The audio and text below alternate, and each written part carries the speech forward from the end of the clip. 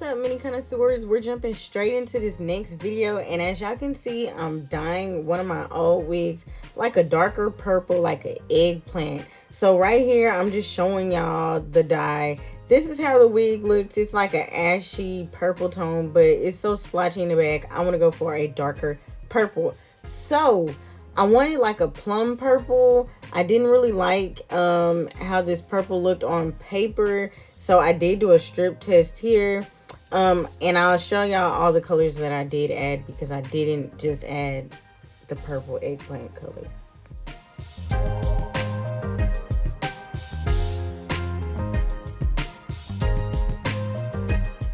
Okay, so here's me testing the color. I wanted it more like a fuchsia color, so I found this magenta. I added it to it. It really didn't do much, so I went ahead and just poured both of the bottles of eggplant in there. I poured half a bottle of this wild cherry adore in there, and I also poured half a bottle of the neon pink, and as y'all can see, I'm going for that color in the middle. So these are all the colors I used. I used 2 full bottles of the eggplant, and all the rest of those were half a bottle. So we're gonna start from the frontal top down, and I'll tell y'all why in the next clip. So I went ahead and sectioned everything off. I just did 4 big sections, and you'll see why in a second. I didn't want to dip dye this. I actually wanted to apply it with the brush, just because I want that full coverage. I don't like it splotchy like this one came out. I prefer mine with the brush. Even though it takes longer, you just get a better result. So here I am just showing y'all how I get really close to the lace, but I don't touch the lace. And this is because when I started, I forgot to spray my lace so it wouldn't, you know, get purple tinted. But I'm just being really careful, and I do not have a lot of product on my brush. I took super small sections because I wanted that frontal to be very pigmented, and I just really took my time with this.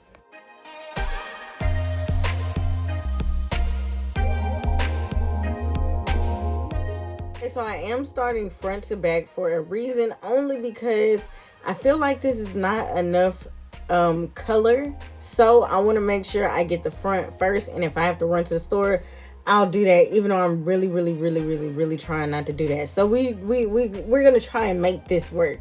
But as y'all can see, I do not have a lot of paint on my brush, just a little bit, because I do not want the color to soak onto the lace, because this is HD lace, and this wig was a little pricey, so I'm really not trying to mess up the lace, because I know this is just going to be so cute when I finish. So here I am just showing y'all again how I section off really small sections, because I want to work that color all the way through. I don't want any patches, any light spots. I want it to be that full solid like purple.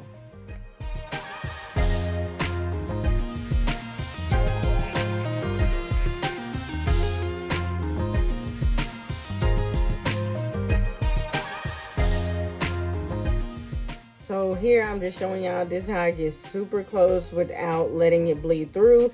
I just kind of paint the end of the hair first, and then I go in at the very root. So this ensures that all of that is not going to soak onto my lace. As y'all can see, the lace is not purple, so it will be giving scalp at the end, and that is exactly what we want.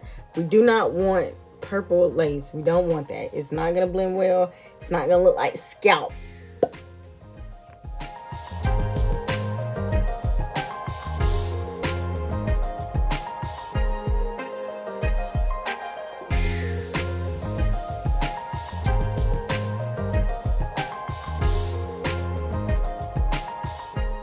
Okay, so I'm almost done with the front, and I'm not doing the ends just yet, because like I said, I want to go ahead and do the back, and then with the leftover color, I'll go back and do all of the ends. So I parted it into 4 sections, and I'm just taking my water bottle full of water, just getting the hair wet. I feel like it's easier to work through when it's wet versus dry. I feel like dry, you know, you're going to use more product than you should. So just to get all the hair strands soaked up, I did spray my water bottle, wet it down, and as y'all can see, I'm going in here just, you know, straight on with it. Okay, so once I've done all of that, I'm just going back in with a fine-tooth comb and I'm combing everything through. At this point, I did still have enough color, so you will see me go back and do the ends. I think I let this sit maybe about an hour, maybe an hour 30 minutes, but since this is semi-permanent dye, it's not gonna mess up the hair. It doesn't have any bleach or developer in it, so you can really leave it on for 6 hours and it's not gonna do anything but deposit color into the hair.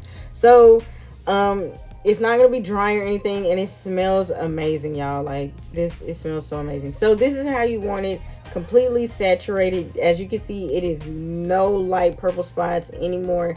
Everything is fully saturated how I want to, and we're gonna leave this to sit. So now we're washing it out. I love how it's like a multi-tone. It's not just one tone. As y'all can see, red, pink, magenta, purple in there. I washed this out cold water. If you do hot water, it will literally rinse out all the color and you'll probably have to re-dye the wig. So cold water only, and you want to really rinse it very thoroughly. Make sure the water is clear. You know, when you get done rinsing, you don't want to have leftover color. So my arms did get tired. I took a break, so we're just gonna hurry up, skip to the end, and I'll show y'all what it looks like after everything is all rinsed out.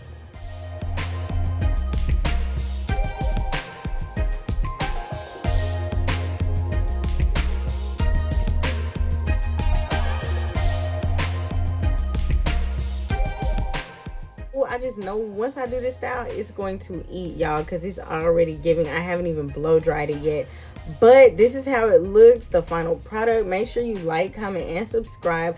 Comment what I should name this wig, because it's really giving great Fago. What y'all think? Go and comment down below. I'll see y'all in part 2.